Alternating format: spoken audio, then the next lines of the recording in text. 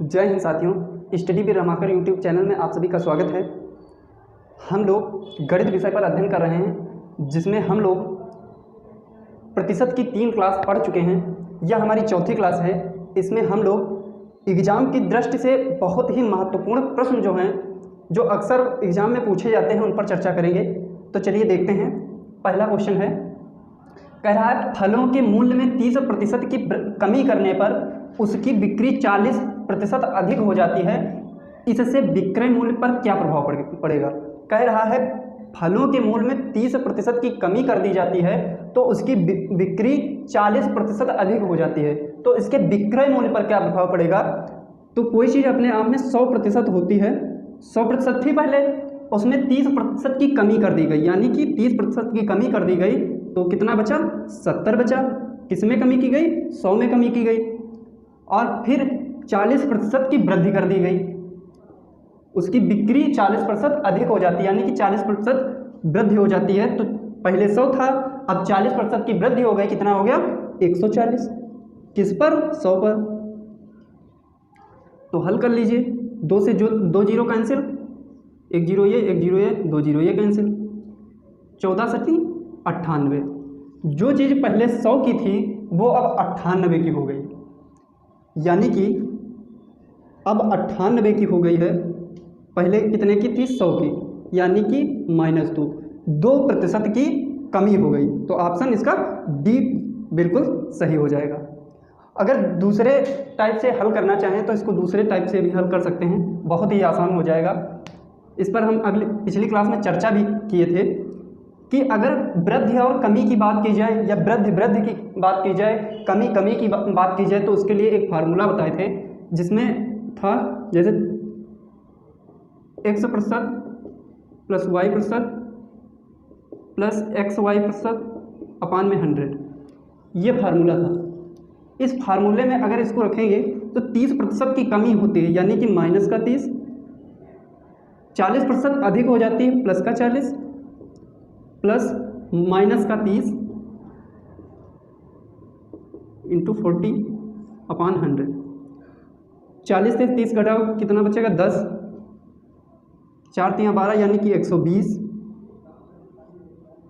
2 zero 100। तो कितना आया, 10 माइनस 12, यानी कि -2% की कमी। चाहे इस तरह से सॉल्व करिए, चाहे जो अभी बता चुके हैं उससे सॉल्व करिए, दोनों ही सहज हैं। आपको जो पसंद आए उससे आप सॉल्व कर सकते हैं। तो अगला क्वेश्चन है कि चीनी के भाव में, दूसरा क्वेश्चन है, चीनी के भाव में 40% की वृद्धि होने पर किसी परिवार को चीनी की वार्षिक खपत कितने प्रतिशत कम करनी होगी। चीनी का भाव है, उसमें 40% की वृद्धि हो जाती है, तो किसी परिवार को चीनी की वार्षिक खपत कितने प्रतिशत कम करनी होगी।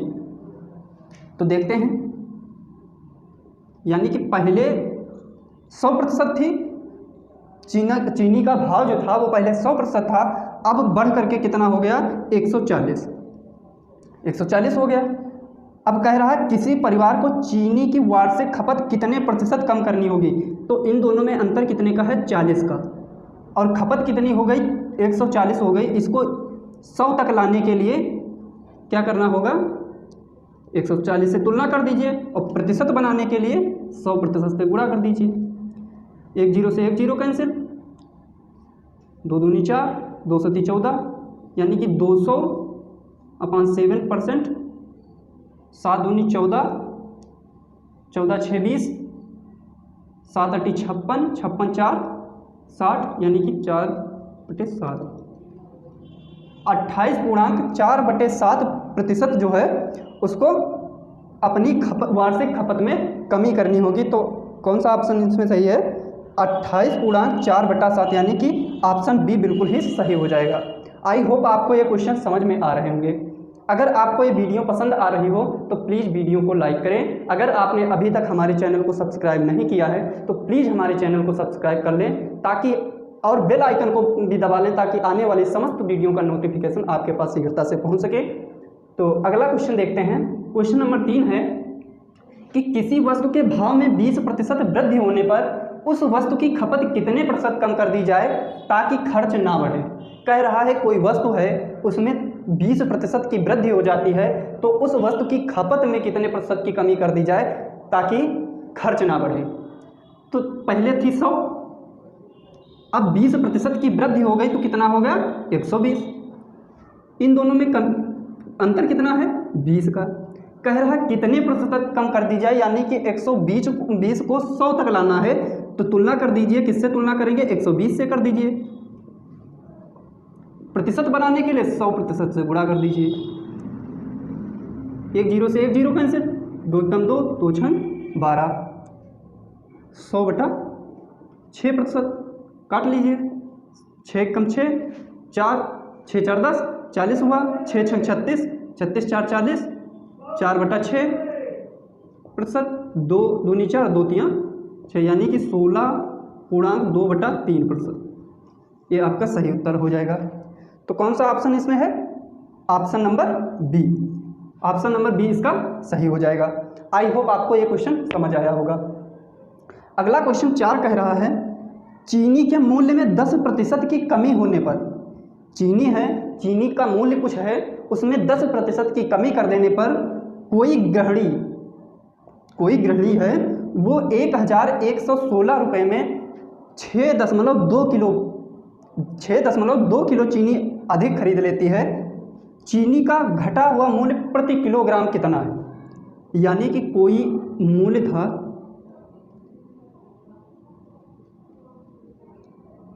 1116 रुपये में, वो कितना अधिक खरीद ले रही है। जब गृहिणी 1116 रुपये में 6.2 किलो अधिक चीनी खरीद ले रही है, कब, जब 10% की कमी हो जाती है तब। इस पर 10% की अगर कमी कर दें तो कितना हो जाएगा 111.6। यह है किसमें, रुपये में। 111.6 रुपये जब हो जाएगा इसके पास, इसकी कमी हो जाएगी, तो वो कितना अधिक खरीद लेगी 6.2 के लिए, इतना वो अधिक खरीद लेगी। तो 1 किलो का पूछ रहा है प्रति किलोग्राम कितना है, तो इसको 1 किलो का निकाल लीजिए। 6.2 kg is equal to 111.6, 1 kg is equal to 111.6, 6.2।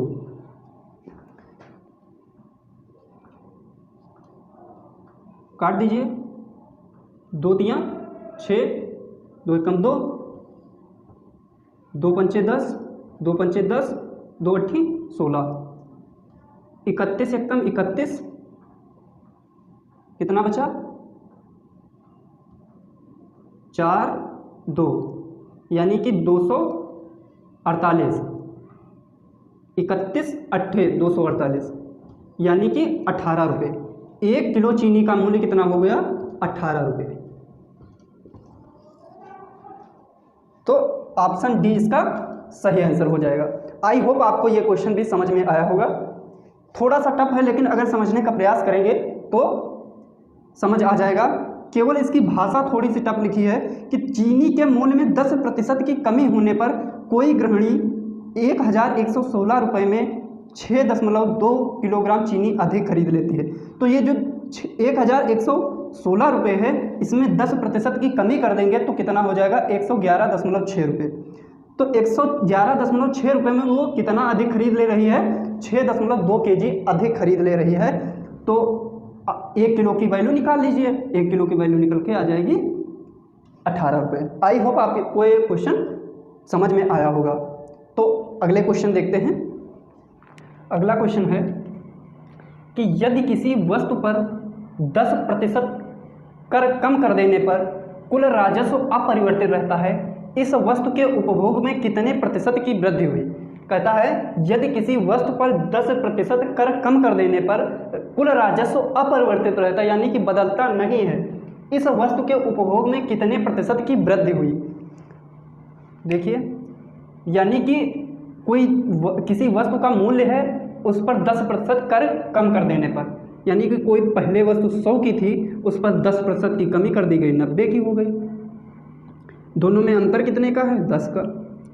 कह रहा अपरिवर्तित रहता है, इस वस्तु के उपभोग में कितने प्रतिशत की वृद्धि हुई?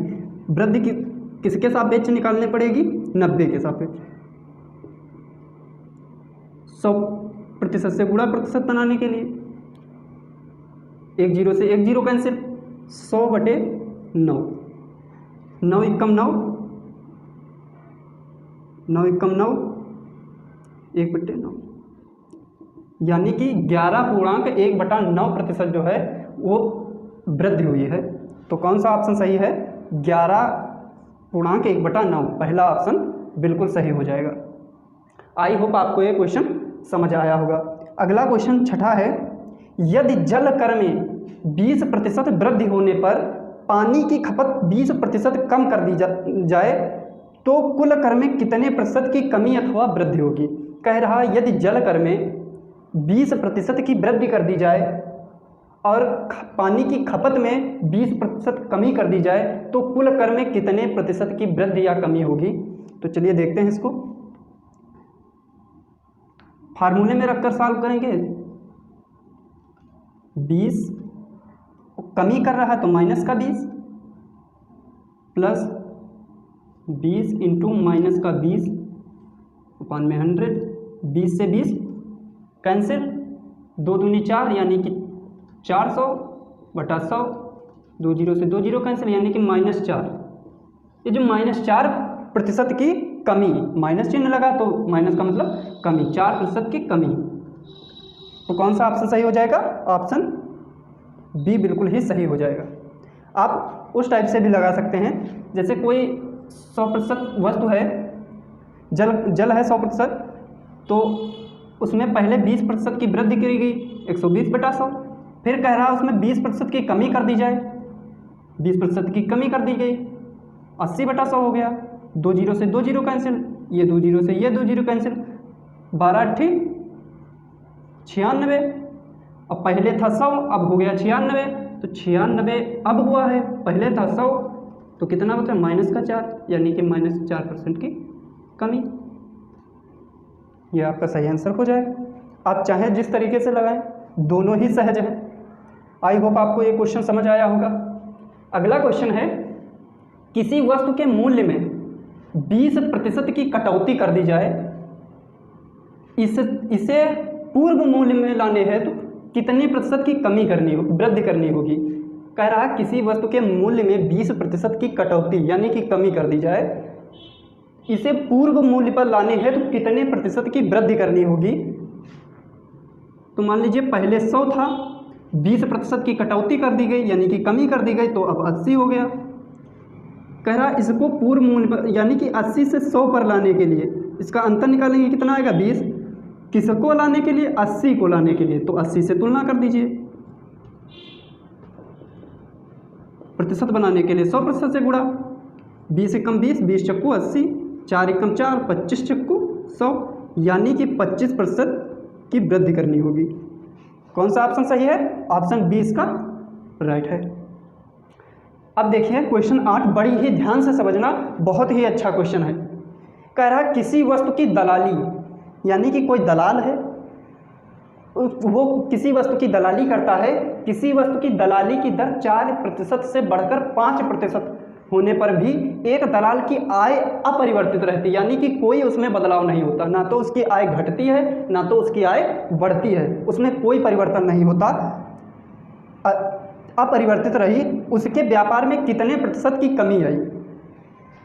कह रहा है, क्वेश्चन कह रहा है कि कोई वस्तु है, मान लीजिए वह वस्तु यक्स है, उस पर दलाली की दर 4 से बढ़कर 5% हो गई। कितनी हो गई? 5% हो गई, लेकिन उसकी दलाली में उसकी दलाल की आय में कोई परिवर्तन नहीं रहा, यानी कि पहले 4 थी तो अब भी 4 ही है। तो ये आपकी इक्वेशन बन गई, यानी कि एक्स बढ़ी कितनी? 5% बढ़ी, लेकिन परिवर्तित नहीं हुई, अपरिवर्तित रही। तो पहले कितनी थी? 4, अब भी 4 है। तो इसको हल कर लीजिए।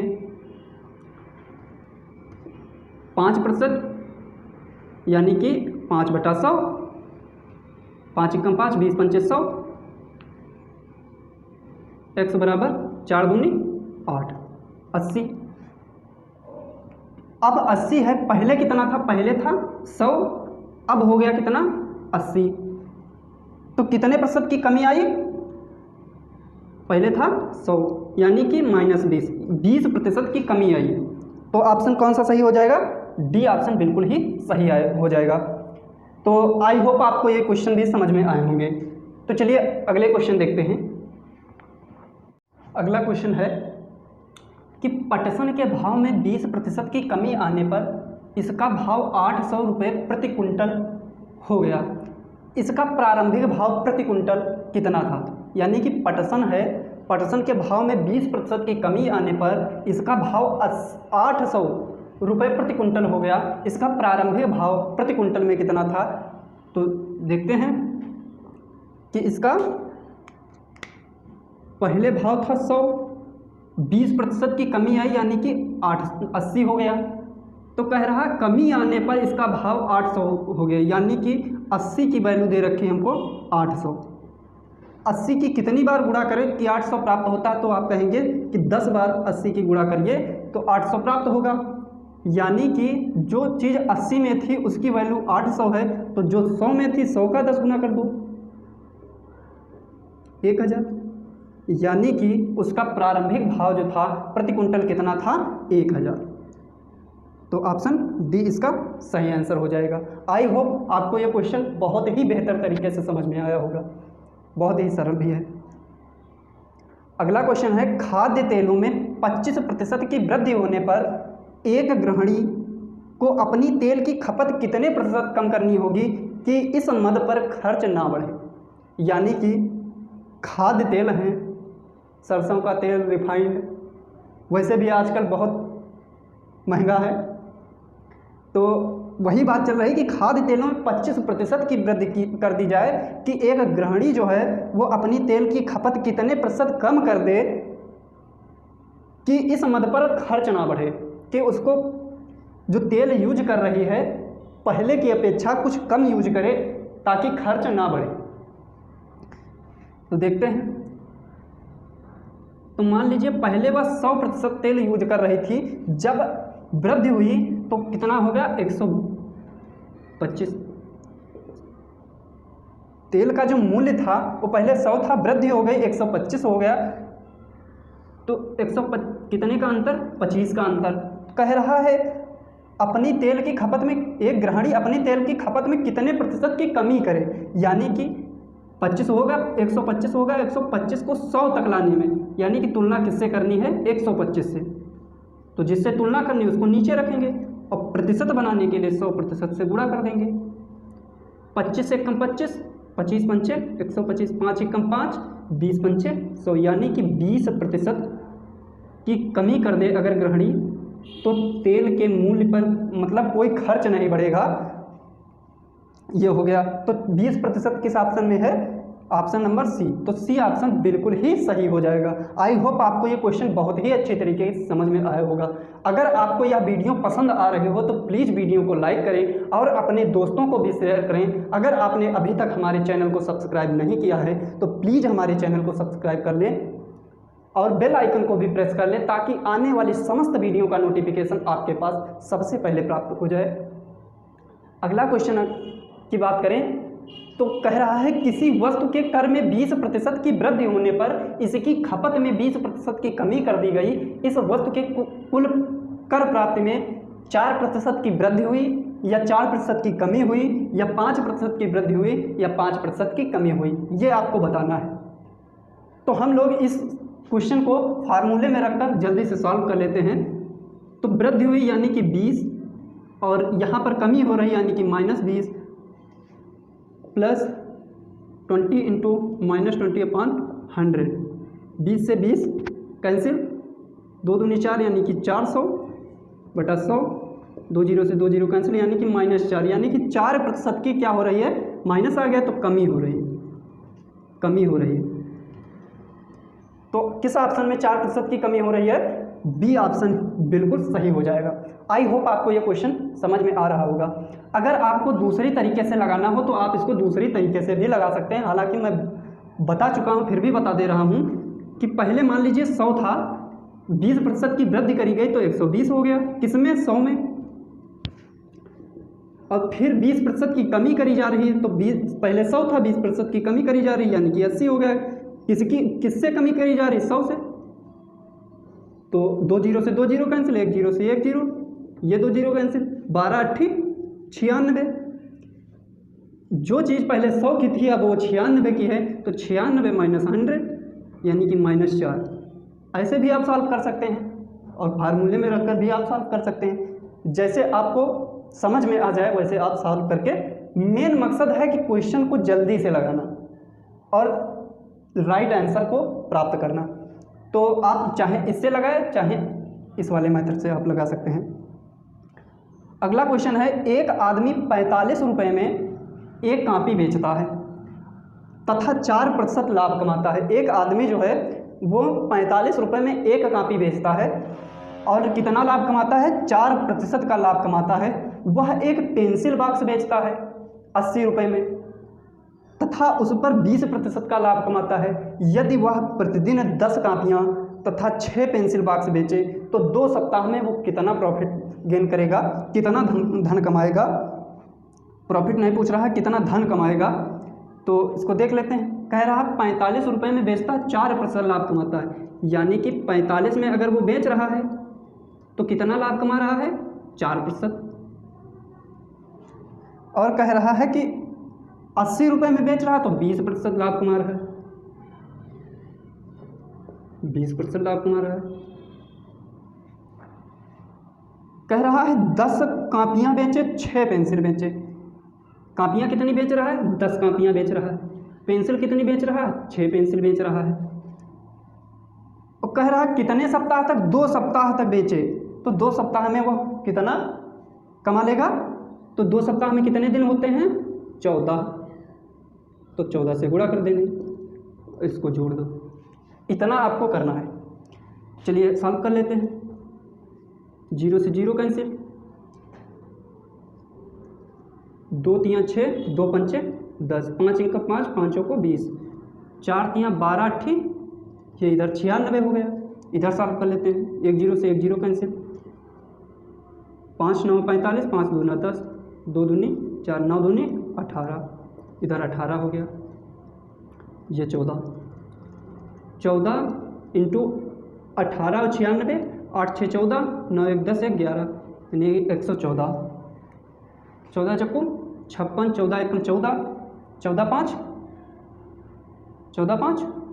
19, 14 1 14, 14 1 15, यानी कि 1596 रुपये वो कितने सप्ताह में? 2 सप्ताह में कमाएगा।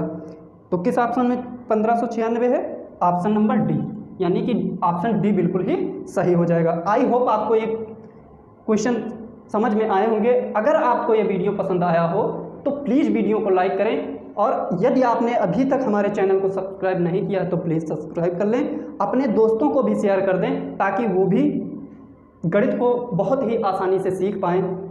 आगे की चर्चा नेक्स्ट क्लास में करेंगे। तब तक के लिए धन्यवाद। जय हिंद।